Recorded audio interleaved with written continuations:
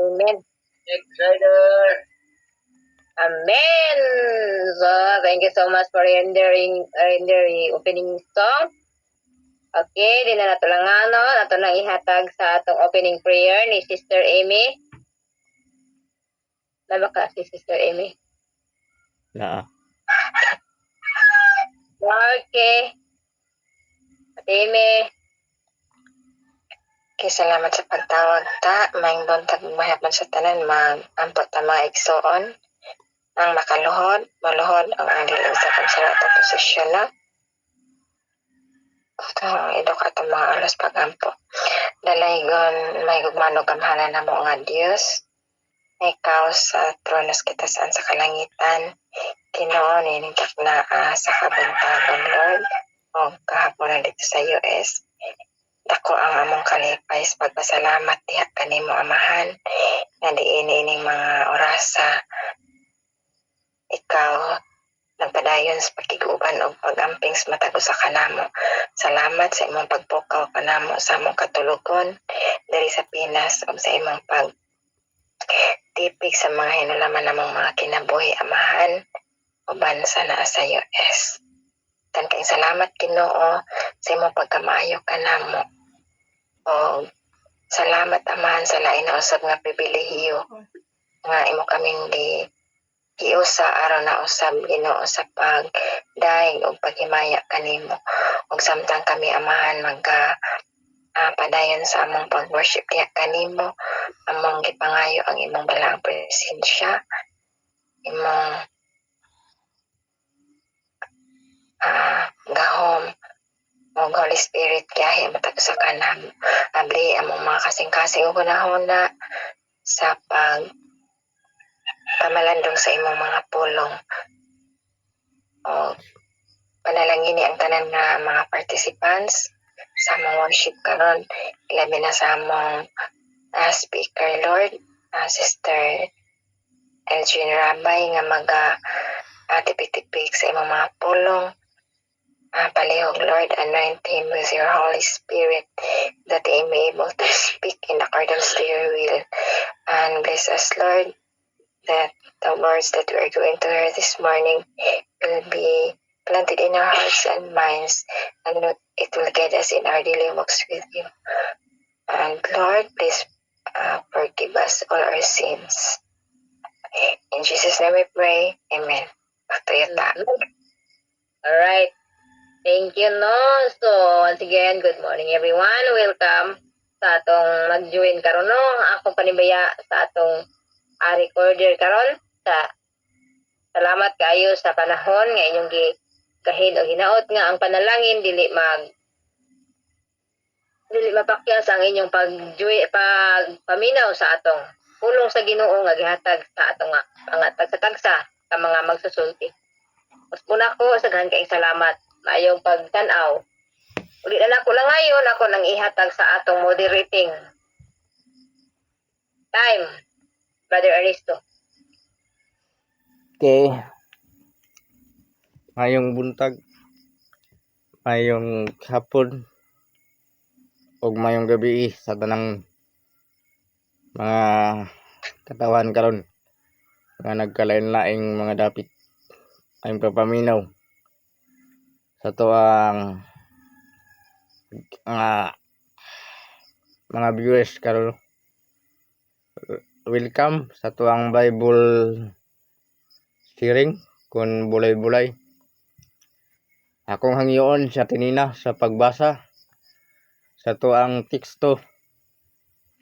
Mabasa diya sa Philippians 4. Philippians 4 verse 12 to 13. Wala basa. Salamat dong. May buntag naton tanan mga kaigsunan ug maayong hapon diha US Pastor Nel ug Ma'am Rose. So ang atong teksto makita mga kaigsunan makita kini sa Philippians 4 verse 12 ug 13. Sa English nag-ingon diri mga kaigsuon nga I know both how to be both low and I know how to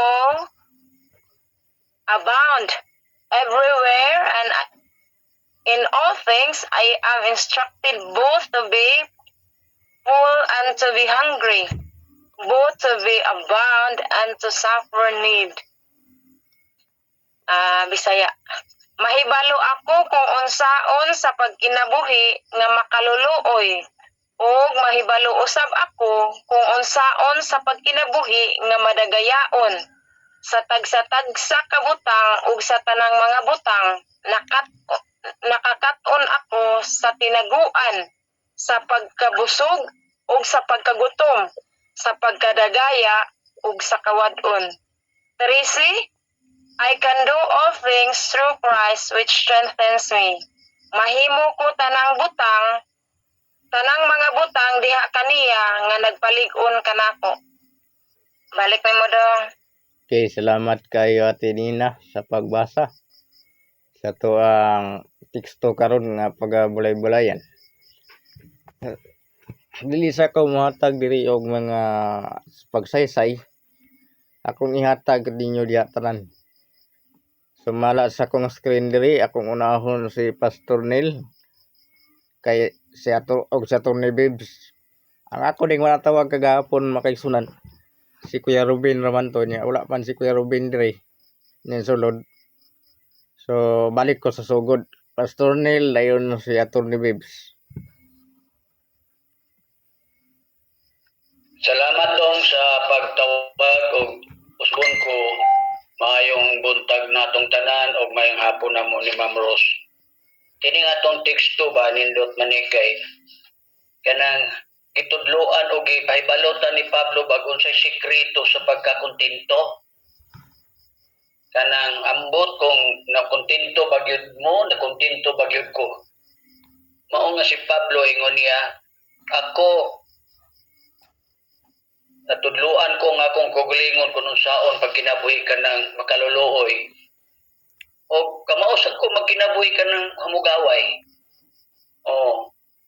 So, ang sekreto sa pagkakontento dili sa kanang kadagaya.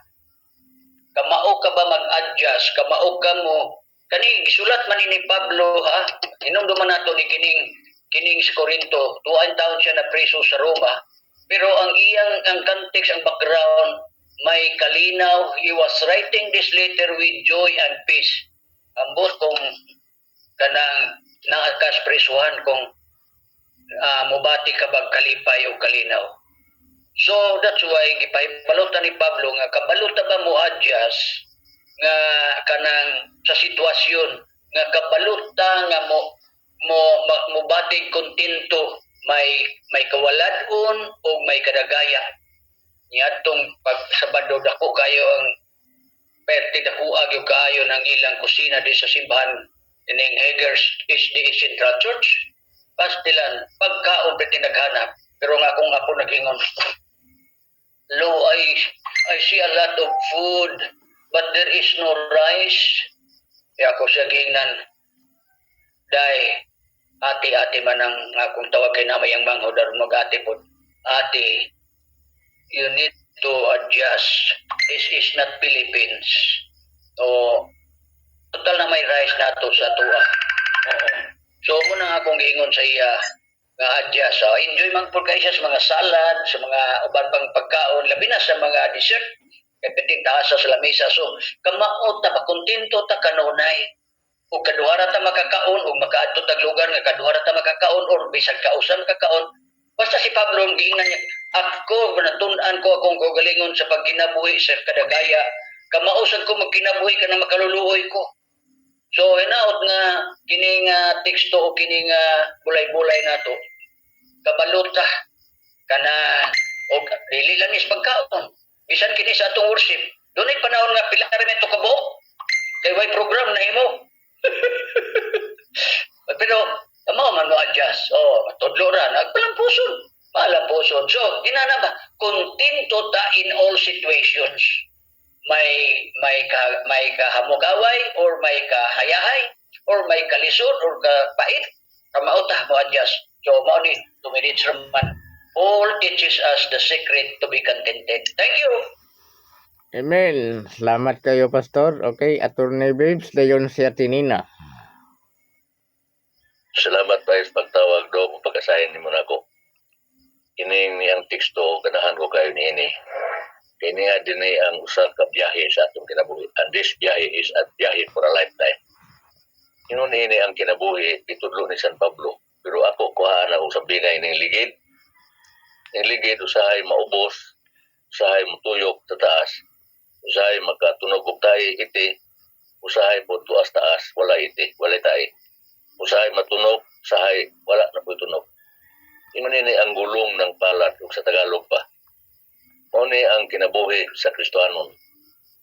Sa San Pablo, yang gikalipay niya nga, natunan niya ning pobre, tunan po niyang iyahay. Tunan niya walay kwarta, tunan po niyang dahang kwarta. Tunan niya mayong trabaho, tunan po niyang walay trabaho. Tunan niyang free, tunan po niyang na preso. Niya, tanan nang ingon na San Pablo, nahimo na kuning niya, tungod kay si Jesus Christ mo napalikon kanako. Ibalik po na ko ning duwa sa kinabuhi ba? Kining dula bitaw magsiso nang tuwang-tuwang bitaw sa plaza mga bata. Ako nakagi mo na. Kunya na akong kontra sa siso nga iya kong pugnan ba gunit siya sa usa ka puthouse kilid dito babawar ko pirmi. Sa akong dito ko taas, nalisan ko. Niya siya po sa boss nang hambog po siya. Pero pag resulta nabuhian man niya gunit ang kuan kining puthaw nga yang gunitan siya mo na labyog sa taas, ako po na butang sa ubos, hayahay ko. Una nga, kining siso, tuwang-tuwang naman eh. Usahay na hambog, usahay na habog, usahay na malintuan, pero nga ang bibo, kung di kita kang Kristo, nagmalampuson ta, na to ang tibok ang kalipay. God bless, Brother President. Amen. Salamat kayo, Attorney Babes.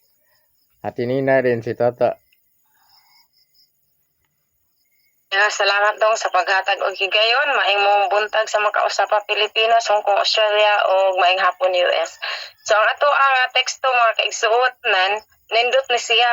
Nani siya upat ka mga punto mga igsoon. Ang una diri is ang kamatuoran sa kinabuhi nga diin gidiscuss niya ni Attorney Bebs nga ang atong kinabuhi murag ligid na usahay nas babaw, usahay nas ubos. Ang ikaduha mga kaigsuonan, ang sekreto sa pagkakontento gidiscuss na sabna ni pastor ug ang ikatulo mga kaigsuonan, ang tinuod nga kusog sa kinabuhi ug ang upat ang atong mga desisyon. So arikos ikatulo mga igsuon, ang tinuod nga kusog sa kinabuhi. So kasagaran gigamit nato kini nga bersikulo mga kaigsuonan, mahimo nako ang tanang butang. So if isip mo magtotoo mga kaigsuonan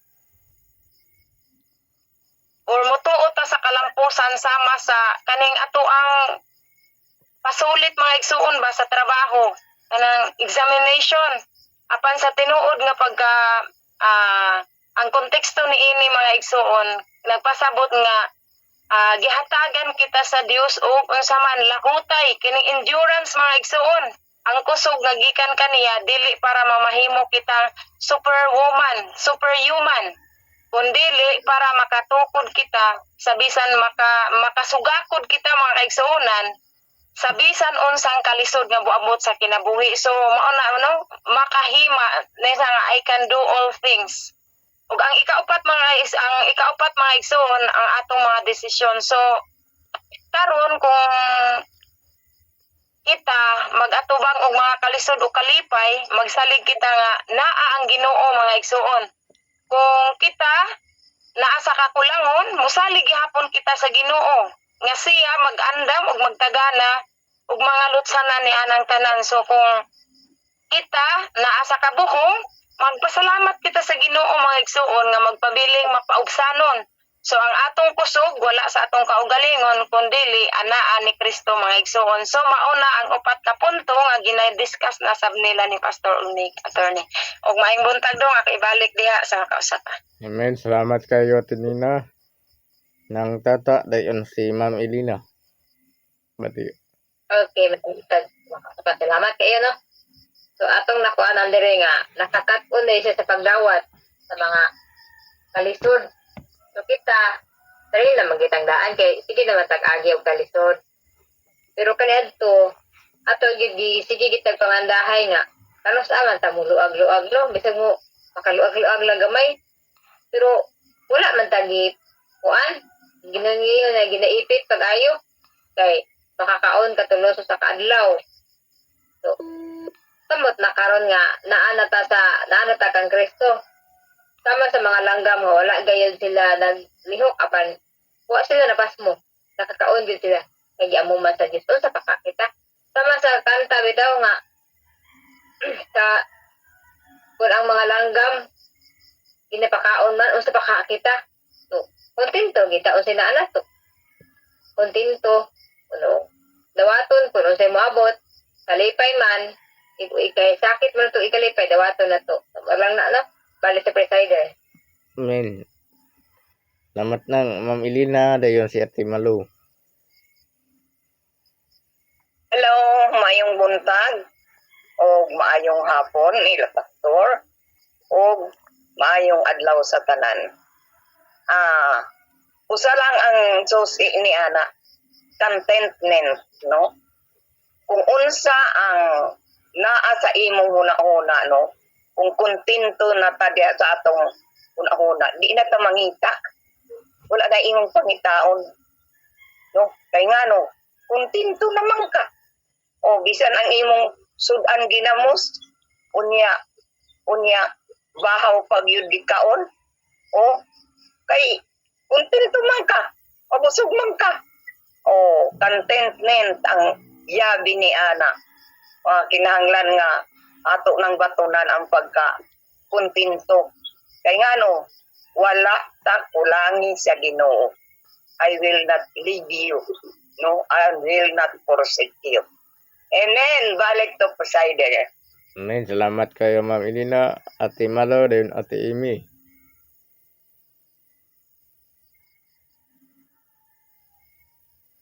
Ate Malu.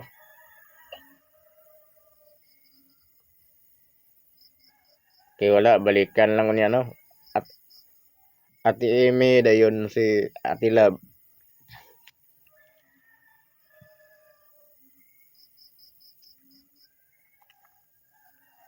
salamat sa pagtawag dong. Maay naman gid ka ito ang atong mga nadonggano nga reflection. Ang ato ang akong mapunaan nga kanang ato lang yung iampo kanunay sa Ginoo nga kanang aduna tay kakontentuhan sa atong kinabuhi no ato magyung masayran nga ang contentment nagagikan ra gid diha ni Ginoong Hesus kay kanang ang nature gid sa tao kay kanang discontentment man gyud na man gyud kanunay bitaw nga mga kuan kay mao na gid ang nature nato ba nato gid ampo nga makontento gid kano sa sama kang Paul mao lang to dong balik sa salamat. Men, salamat kayo Ate Amy. Ate Love, dayon si Kuya Boy. Good morning, everyone.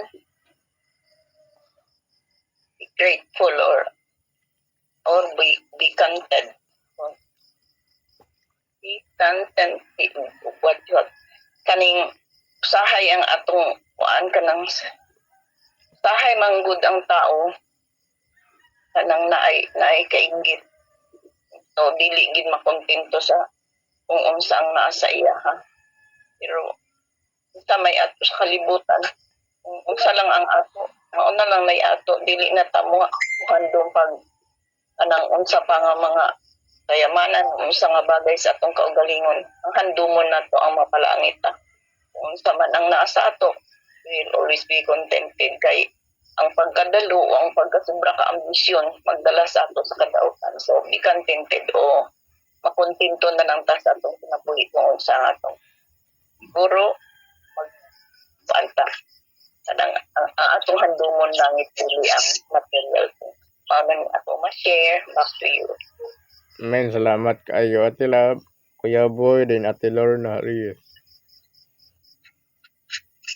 May buntag mga igsoon, may gabi, may adlaw, may hapon, sa tanan nato ng mga membro sa Worldwide Worship. Daghang salamat sa tanan. Dalay ko ng Diyos di matawang kabuntagon. At siyang pasalamatan sa iyang pagkamayo, sa iyang paghatag ka ng tulungang kusog, kapiskat at pagluwi ng kinabuhi. Daghang salamat sa paghatag diyang panalangin nga kitapok ta sa pag-worship. Hangtod sa pagtapos, palipayon ta. Daghang salamat Ginoo sa tanan ngayon maghatag ka na mga panalangin. Salamat. Back to Presider. Men, salamat kayo Kuya Boy. Ate Lorna, dayon si Kuya Kalito. May salamat kay Dong sa pagtawag o paibuntag ng hapon sa natong tanan. At ang teksto, baka naman makabusog na dadungog ka mga elaboration or at mga insight na nindot. Walang may resulte nga o na si Kristo sa itong kinabuhi. Ang tanan ato nga masagubang ay walang tawag-lantaw ning kalibutana. Ang atong bilantaw mauman ang kinabuhi nga dayon.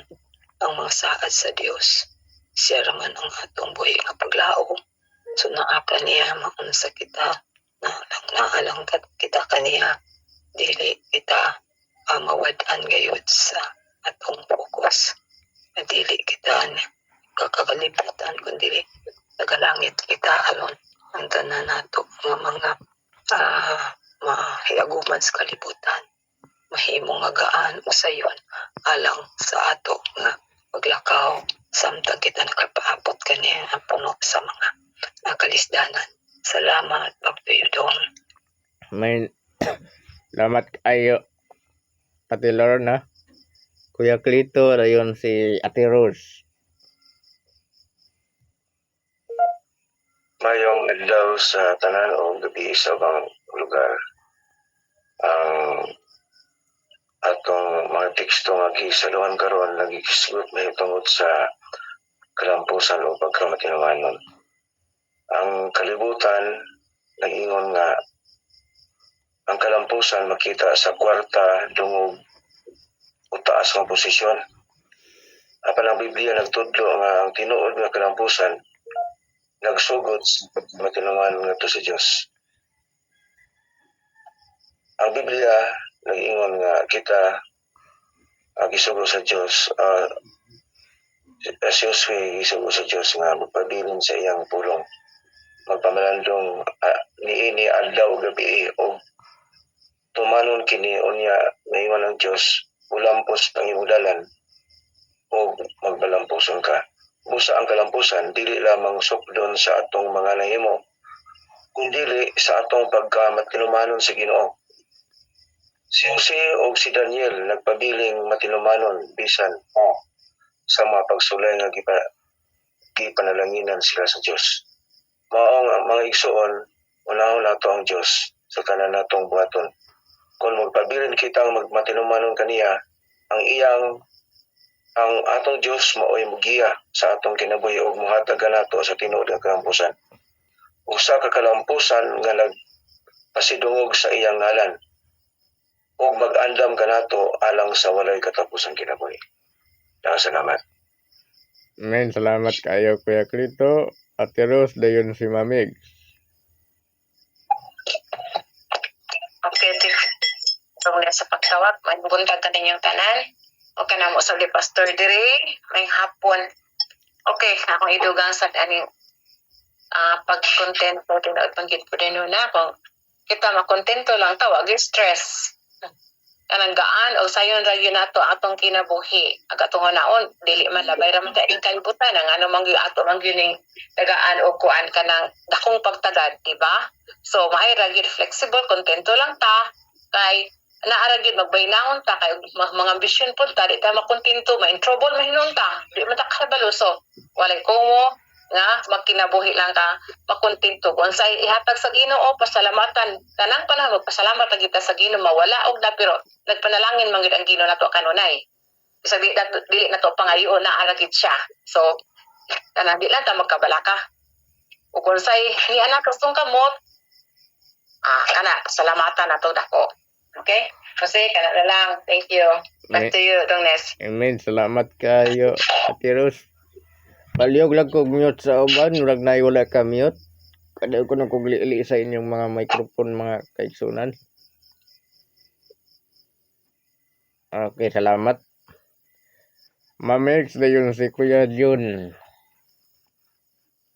Okay, good morning, good afternoon sa uban. Ang atong bulay-bulay karon nagahisgot nga ang Ginoo nagatawag kanato. God calls us to be faithful, no, not to be successful. Kung faithful ta, mo sunod good na ang successful, no. Kung faithful, adunay success. Pero but it doesn't always go nga kung successful ka, faithful ka. Una nga importante gid nato mga kaigsuunan nga atong batnan nga kita mas maipag adunay Ginoo kaysa adunay kwarta, mas maipag walay kwarta basta naay Ginoo. Kay kung walay kwarta unya na ang Ginoo will provide us everything because God is our source, no. Manang giingon nga mas maipag walay bana kaysa walay Ginoo. Kaya importante, God is the source of everything. God will provide everything we need. So, mauna mga kaigsuunan nga all we have to do is just to surrender everything to God because He is the source of everything. He is the source of peace and joy beyond measure. Thank you, back to your presider. Amen. Salamat kayo, Mamix. Kuya John, dayon si Ate Din Rabay. Ay, Labrador. Salamat sa Diyos din salamat daw. Ang ibulay-bulayan nasamta na nato igsoon, hindi na gyud malato nga ang Dios mag-ingon diya sa Luke 1:27, no? For with God nothing is impossible. Wala man siguro tao sa Ginoo nga naglimos. Atuwa lang mag-igsoon kining lampan ato ang dili pagkakontento, pag magulaanon, pag magbalakanon. Pero ang Diyos mga igsoon wala nagpasagad sa iyang mga katawan. Ato pagsali lagit pagto. Don't hatagan mo. Amen. Salamat kayo, Kuya John. Ate Din Labrador, dayon si Ate Saling.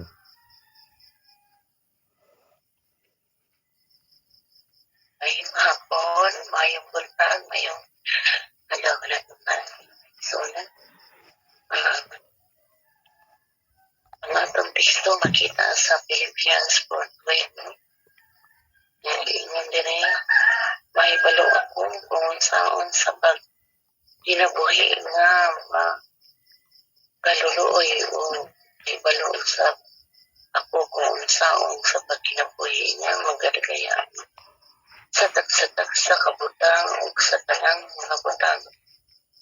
Makatapon ako sa tinaguan sa pagka-busog o sa pagka-gutom, sa pagkadagaya o sa pagkawadon sa pagtudlo. Ang mga kaisunan ato ni ma-experiensyahan man jud kay manay usahay dagay nasa usahay nga kanang wala gid no nga musalig kita sa Ginoo kay kung kung narabot ta sa kadagaya mga kaigsunan nga dita makamatnon sa atong kalisod kanang murag nakaingon mo buta sa pagkagalingon ako ni kuan ako na nino kanang murag makalimot nga na Ginoo pero kung makabaton dahil kalisod mga kaigsunan niya maabot ang pagkadagaya sa tuwa ang Dios ato mapasalamatan no nga salamat sa Ginoo kay naangkon ko ni ana no niya kung maabot sa ang kalisod o ang kadagaya kanang mapasalamatan gid kanang diha nato gid makuan ba ang Ginoo gid mo nag kuan sa tuwa mga kaigsunan kung doon naman tay kaguol aduna sa tay kalipay na gyud no mura gyud ta gibalansi sa panahon o sa Ginoo connected lang kita kanunay kaniya para ang Dios mahimaya ora pa igsoon salamat. Amen. Salamat kayo Ate Jane Labrador o akong itawagon sa Tisaling last na lang sa Tisaling. Okay, daghang salamat sa pagtawag dong. May bantay na itong tanan. Ang may hapon na Pastor og na Sister Rose. Naman kay itong mga insight nila tanan dong lang. Sa nagpagdanak ko. Malagi itong manana. Ang ganun na kung unsa man ang atong kinabuhi karon ato lang din na makontinto na ta. Kaya ang Ginoo na agayit nagtanaw sa atong panginahanglan. Dili man ito niya pasag. Kung unsa man ta, dili na lang ta mangita o unsa wala o unsa na ang ginagawa. Importante lang din naman na atas Ginoo. Ang balay espiritu magiya na ito. Pagtuloy ito. Amen. Salamat kayo Ate Saling o salamat usab sa inyong mga insight sa mga kaigsunan. Dili na ko matagdugang gisakton mga gitutanan. So ang ako ang tawag diri si Nanay Philly, si Kuya Guni o si Kuya Marlon. So wala man tayo bulay-bulay ugma ang atong testimony man. So atong pasalamatan ang naghimo niini sa bulay-bulay sa Tisaling. Og salamat sa unom ka adlaw nga mga teksto og ato gyud ning kinabuhian mga kaigsunan. Kini atong gi pang bulay-bulayan tanan. Ato ning ikuan sa tong kagalingon. I-apply no. Napaday siya Tidin Rabay o ko tawag kay speaker na siya. So karon ato nang ibalik sa tong presider. Okay, daghang salamat sa moderating, no? Karon din na kulanganon. Ako nangyatay sa atong special song. Kuya John,